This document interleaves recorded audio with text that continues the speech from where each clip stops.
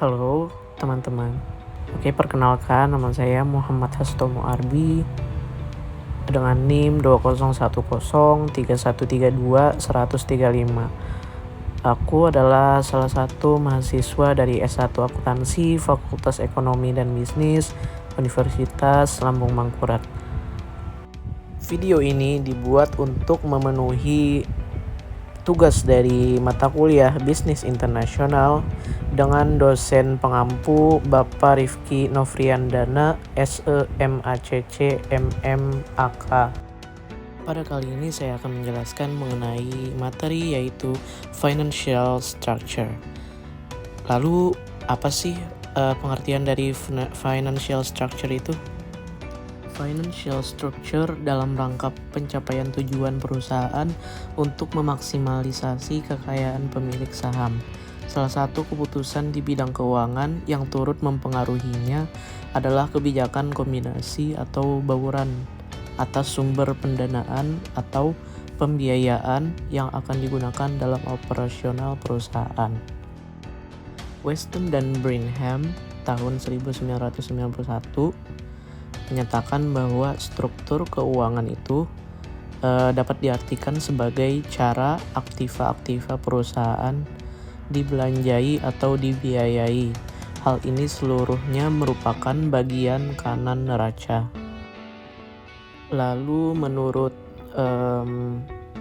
Martin juga menyatakan bahwa financial structure itu atau biasa juga disebut struktur keuangan merupakan kombinasi atau bauran segenap pos yang masuk ke dalam sisi kanan neraca perusahaan.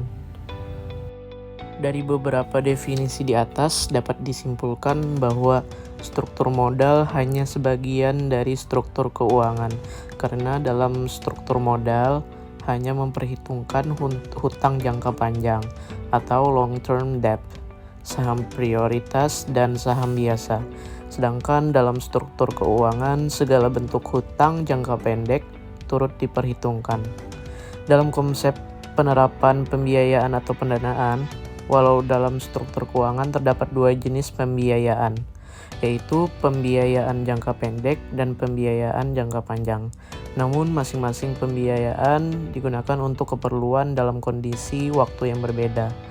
Weston dan Bringham menyatakan bahwa faktor-faktor yang harus dipertimbangkan bila suatu perusahaan akan memperformulasikan kebijakan dasar yang berhubungan dengan struktur keuangan sebagai berikut. Tingkat pertumbuhan penjualan yang akan datang. Yang kedua, stabilitas penjualan yang akan datang. Yang ketiga, struktur industri saingan. Yang keempat, struktur aktiva perusahaan. Lalu yang kelima, posisi pengendalian dan sikap terhadap risiko para pemilik dan manajemen. Dan yang keenam, sikap para pemberi pinjaman atau lenders terhadap perusahaan dan industri. Oke, selanjutnya saya akan menampilkan video berdialog apa itu struktur finansial. Oke, check it out.